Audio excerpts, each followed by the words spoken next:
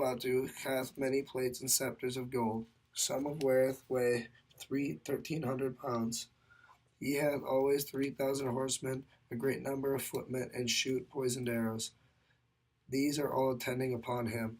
Here are great store of doctors, judges, priests, and other learned men, that are bountifully maintained at the king's cost and charges.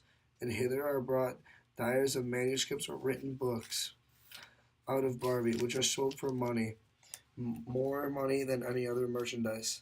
Conquered in 1468 and 1465 respectively, where urban centered trade flourished, Dijon and Timbuktu became great centers of learning. Songhai would continue to prosper and expand until the late 16th century, particularly under the long and peaceful rule of Askia Daoud. After Soni Alai's death in 1492, his son succeeded him as ruler.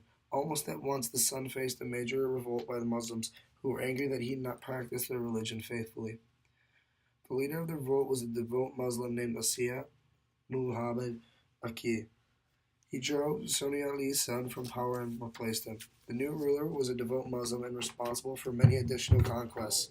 He centralized the bureaucracy, appointing virtually all the mayors and provisional governors. Askia Muhammad governed well during his 37-year rule. Muhammad proved to be an excellent administrator. He set up an efficient tax system and chose able officials. Adding to the centralized government by Soni, he appointed ministers of treasury, army, navy, and agriculture. Muhammad Tuar also strengthened the political and cultural ties with the rest of the Muslim world, encouraging immigration of scholars and skilled workers from Arabia, Egypt, Morocco, and Muslim Spain. He was the first West African to allow the exchange of ambassadors with these and other Muslim states. Under his rule, the state was well governed and the empire thrived. Considered to be one of the most influential emperors of the Songhai, his policies resulted in the rapid expansion of trade with Europe and Asia, the creation of many schools, and the establishment of Islam as an integral part of the empire. Askia opened religious schools and constructed mosques. He also opened up his court to scholars and poets from throughout the Muslim world, but he was also tolerant of other religions and not force Islam upon his people. Among his great accomplishments was an interest in astronomical knowledge, which led him to the development of astronomy and observatories in the capital. He also demanded that canals be built in order to enhance agriculture, which would eventually increase trade. More importantly than anything he did was the introduction of weight and measures and the appointment of the inspector to Songhai's important trading centers.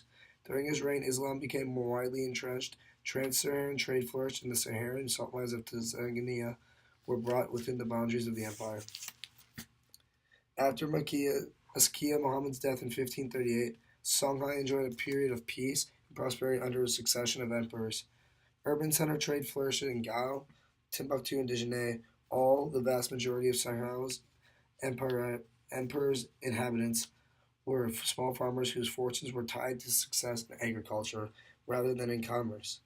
The emperor's power was linked to economic trade. The government trade system granted authority to local chiefs as long as they did not undermine Songhai policy and tightly controlled labor division system.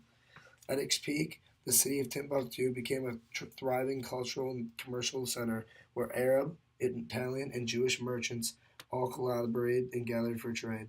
Economic trade existed throughout the empire due to the standing army stationed in the provinces.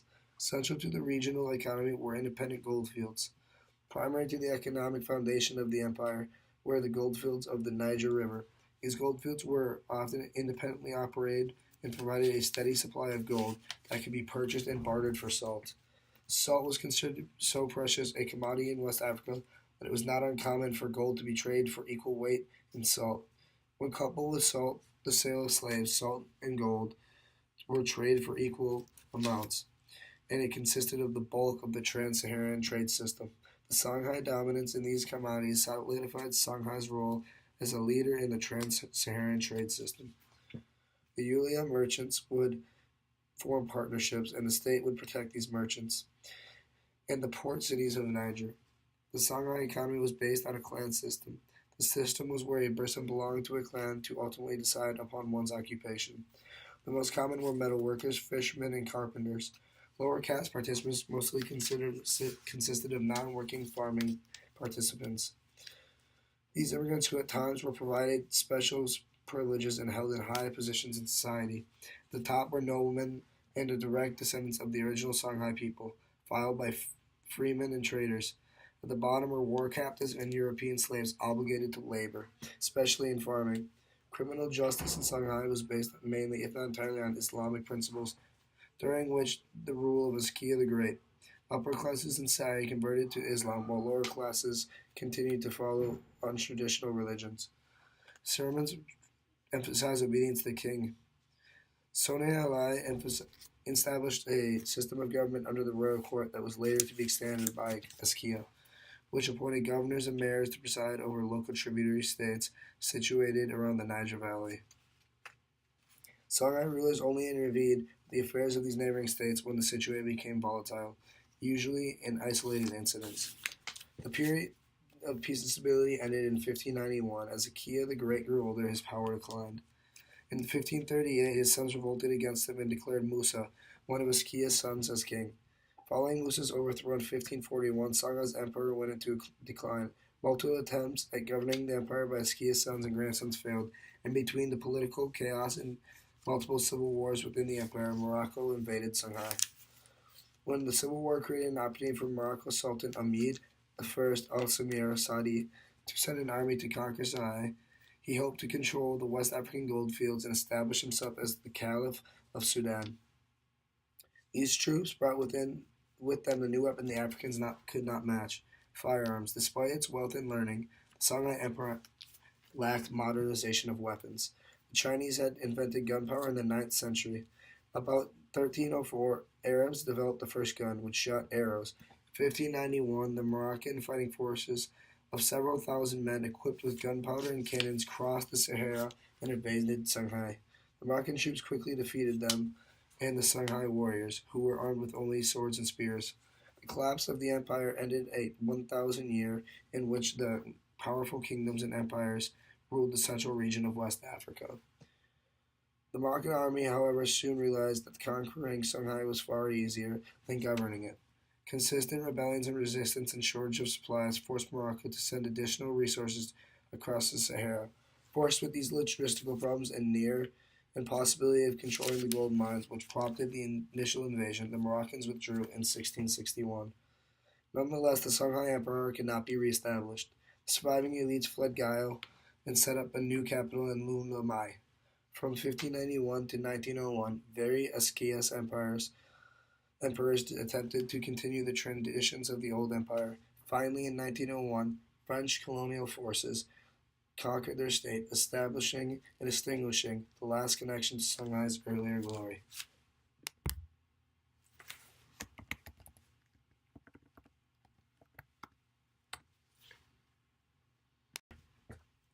The come about of the Songhai Empire. The Songhai people founded the city of Gao around 800 AD and established it as their capital in the 11th century, during the reign of Emperor Dia Koaisi. Gao is a city located on the Niger River that for much of history was an important commercial center involved in the trans-Saharan trade. This is where the Songhai Empire started out as a fishing and trading center. Towards the end of the 13th century, it became part of the Malian Empire. As the city and region grew in importance, the Malian Empire incorporated Gao in it as it expanded across the West African savanna. As Mali declined in 1400s, people who had been under its control began to break away. Among them were the Songhai people to the east.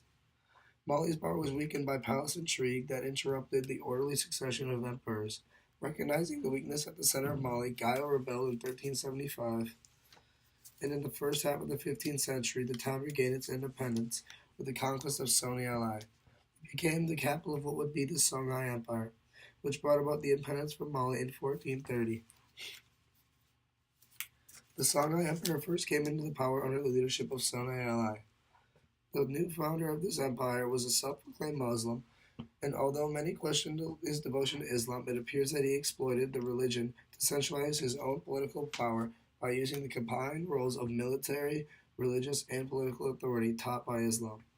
The primary opposition to Sonai Alai's rule were the Muslims scholars at Timbuktu. Ali ruthlessly persecuted these scholars when they challenged his power. Sonai Alai built a vast Songhai empire by conquest. Alai was the prince of Songhai. He was being held a political prisoner by the leader of the Malian Empire, who ruled over Shanghai. In 1464, Alai escaped to the city of Gao and took control of the already rebelling city. Soni Alai had a daring plan to conquer Mali, which involved using his navy to control the Niger River and using his army to conquer the trading cities of Djenné and Timbuktu. Soni Alai built a professional army that had a riverboat fleet of war canoes and a mobile fighting force on horseback. In 1468, Alai achieved his first major military triumph. He captured the city of Timbuktu, which had been an important part of the Malian Empire. 5 years later, he took Djenné, which was also a trade city that had a university. To take Djenné, Soni Alai surrounded the city with his army for 7 years before it fell in 1473. Soni Alai completed the takeover of Djenné by marrying its queen. Soni Alai, the military commander responsible for all these victories, is widely considered the first great ruler of the Songhaïan Empire. He continued to enlarge the empire and taking control of important trans-Saharan routes, as well as other cities and prominences in Mali. In the late 1460s, he conquered many of Songhai's neighboring states, including what remained of the Malian Empire. He's arguably the empire's most formidable empire strategist and conqueror. He expanded the empire through his skill as a military commander and his aggressive leadership. His rule began in 1464 and lasted almost 30 years, ending in 1492.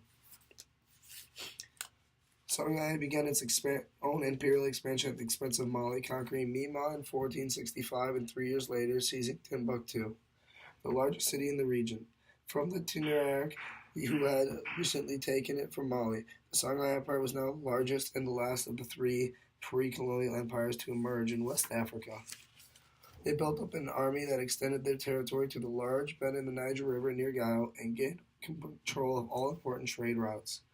From its capital at Gao and on the Niger River, Songhai Empire expanded in all directions until it stretched from the Atlantic Ocean, modern Senegal and Gambia, to what is now northwest Nigeria and central Niger. Under Soni Alai's rule, Songhai reached a size of over 1,400,000 square kilometers. Leo Africanus, an Arab traveler, visited Timbuktu in the kingdom of Songhai early in the 1500s and left his description of the city. Howbeit, there is mostly a state temple to be seen, the walls whereof were made of stone and lime, and princely palace also built by most excellent workmen of Granda. Here are many shop artificers and merchants, and especially of such as Winnow linen and cotton cloth, and hither do the Barbarian merchants of the bring cloth of Europe. All the women of the region except midversants go with their faces covered, and sell the necessary vitals. The inhabitants of the especially strangers they are residing are exceedingly rich, insomuch that the king that is now married both his daughters to rich merchants. There are many wells containing most sweet water, and so often as though the Niger River overflowed, they can combine the altar and therefore water the town. Corn, cattle, milk, and butter this region yieldeth in great abundance, but sack it very scarce here, for it is brought hither by land from Tagaza, which is 500 miles distant. When I find myself there, I saw a camel load of salt for 80 draculas. The rich king Ipta